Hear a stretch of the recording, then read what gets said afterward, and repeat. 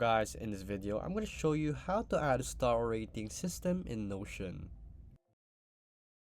So to do this is pretty simple. So basically all you have to do is go to your certain part that you want to do this star system, and then we'll press new.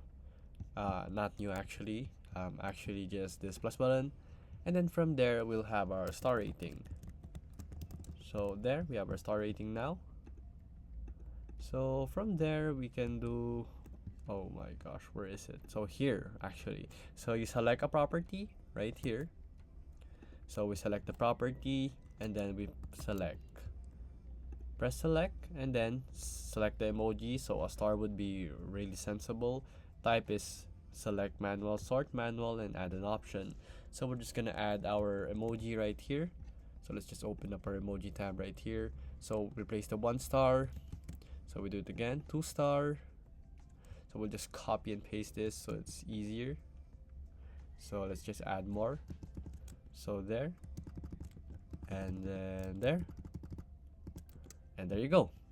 So now all you have to do is, when you go to star rating right here, just press the 5 star, 4 star, or 3 star. And now you successfully made a star rating system here in Notion.